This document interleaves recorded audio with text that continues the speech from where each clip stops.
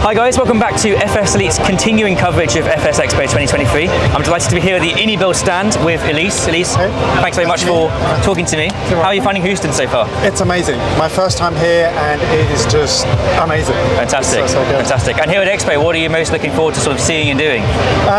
Just talking to customers, actually interacting with people that use our products and fly our products and use our scenery. Great. And just having that feedback from them on that one-to-one. And one thing about the Americans I found is that they're just so passionate about the hobby. And it's just amazing to see that come through and see people smiling. Great. We all love this hobby and it's really that opportunity to see what they're interested in. Again, with all the other booths here as well, looking at all the hardware and software. And for me, I'm a flight sim nerd. I've been simming 35 odd years and I want to see all the stuff that everyone else is doing. So, it's amazing for that. Fantastic. Great. So the big news out of you guys at this show is obviously the A300. Yeah, we kind of dropped that one. Big bombshell. Yeah. But for people who are not so familiar with the retro airliners and haven't flown the A300 before, I want you to sort of sell your products. This is your chance. I'm going to give you 1 minute, an elevator pitch. Tell us why we should buy and fly the A300. The A300 is like a lot of people fly modern Airbuses. So, I quite often see, we're flying A310, 20s, 21s, etc. and those kind of things. And what I love about the A300 is it's obviously very similar to the A310 in terms of the cockpit. It's an old yoke style and you've really got to fly the aircraft. And that's the difference, is that a lot of flight simmers, especially with the commercial airliners and things, and also with the A300F with the freight side of things, it opens up that opportunity for people to do that cargo. There aren't that many cargo aircraft out there, and we've really worked hard as well to give different cargo loads. And you've seen from the bombshells and the videos, and things like horse boxes, things like Formula One race cars. That got my attention. Which is cool. So I'm sure we'll get on to later on about the future of sims and things, but we've already thought about those things and what's that unique experience for people flying the plane. So obviously, we've got the X-Plane version. What's different in the Microsoft Flight Sim version? Obviously, different graphics, PBR.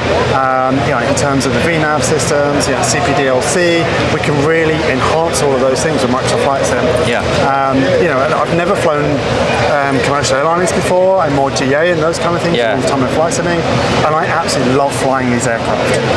It's that nostalgic things. A little side stick on there. That's not for me. Just hands on yoke and really flying those. Doing all the hard work, exactly. And it's different. Even setting up the flight plans and those kind of things. Obviously we've got SimBrief and Navigraph and all that integration already built into the aircraft, and that makes it easier for somebody else to do that. But to sit there and actually start programming things at FMC, to me that makes it so much more special. It really, really does. So cool. Yeah, it's for me, it's so passionate. Obviously the team behind the aircraft making this, the passion is there, and that comes through in the product. It really, really does. Great. Well, that's really good to hear. We talk to a lot of smaller developers who build aircraft as well, and they face a unique set of challenges, being teams of only 4 or 5. iniBuilds, I believe you're like a team of 50 plus people now. Really, really big studio. So I'm keen to kind of hear, while developing the A300, what are the main setbacks and challenges you tend to run into on these massive projects? The thing, it's not a well-oiled machine. Nothing ever is. So obviously we've got a management team. So we have kind of different tiers of level of management, and within that management team, we all know the products. So although I look after small aircraft, I'm also involved in the big aircraft. So things like I've written all the checklists for the A310, I'll write the checklist for the A300. For me, from a simmer point of view, it's looking at how do we bring all of those things together. So if you take from a 3D model to the texture to the coding to checklist to localization, every person within the team has their part. Right. And when you look at small studios, a lot of people's roles overlap in that. Now when you have that overlapping thing, some people don't like to let go. So you'll find there's a lot of conflict when somebody else needs to step in to work on something. With a big team like we have at iniBuilds, everyone can do the overlapping. We don't need to. So we have specific roles for specific things, and we use Discord as our virtual office every single day. We have a lot of meetings and those kind of things. We use software as well to do bug tracking, to do task tracking. We use repo systems. So if one of the developers is working on something, somebody else needs to, they check out, they check in, they check out, they check in. There's going to potentially be some overlap there, but it's always worked out so well. So I think as a bigger studio, it's having the infrastructure behind us to be able to do that, but also the ethos of everybody working there that actually doesn't just say, well, I'm going to go and work on something, I'm not going to talk to anybody else. Exactly. We're in constant communication throughout the day, every single day, to actually make the best product that we can make. So yeah. Well, yeah. We're at your booth. I've heard really good things about this booth. What have you sort of got to show off, and what have you got here at the booth that people can expect to see? It's like we're calling it the iniBuilds experience. Okay. And I won't say too much about what's inside of our mini Epcot that we have here. The ice cube. The ice cube. Somebody took an aerial shot from the platform and was like, okay, this is a little bit bigger than we thought it was going to be. It's an experience about what we do at iniBuilds. Yeah. So, that passion really comes through, but how do you convey that when you've got people standing inside a big dome screen? And I think, with the audio that's in there, and the visuals that are in there, everyone that's come out has such a big smile on their face, and they're like, oh, I'm so excited about this product. Obviously, we're looking at A300, but also some of the other products that we're making as well. Yeah.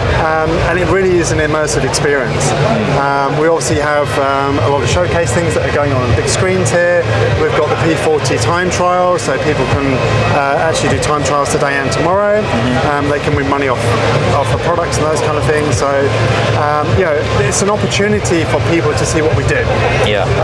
There's, I think, 32 of our team are here this year. Yeah. So we've literally tried to bring all of our team here. And again, for us, it's also been very important to have that social aspect. And to communicate with your customers. Communicate with customers. So, okay, a lot of customers may talk to us on Discord or on social media, but actually sitting and standing and talking to the actual person that's developing that aircraft, you can see the passion come through. And that's so important for us. And also from that team synergy point of view as well, is actually, we talk every single day, but we've never really met each other. And what has been amazing is when a lot of us landed on Thursday, I got the team together at Heathrow. I hadn't met half of the team, and it's amazing to have that. We can all have hugs and get to know each other, and and again, that comes across when we're talking to our customers here. Really good. Really important for us. Really good.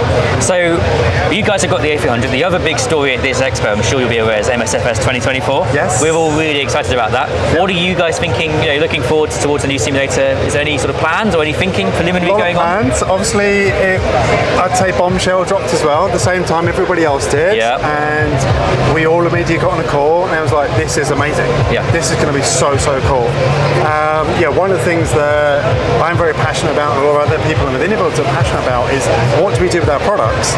And even before FS 2024 announcement, and again with the A300, we've already developed several cargo loads. We're developing more for that to give the simmers that story.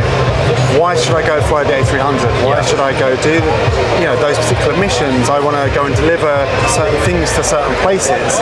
And I think with FS 2024, and you're working through different career paths. So you want to go fly an A310 low level in the valleys.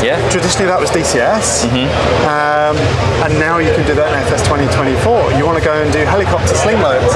And I think, I watched that trailer and I was literally bouncing in my seat because, and I think everybody was. And I've seen some negative comments about it because it's different and it's changed, and we've only just had FS 2020.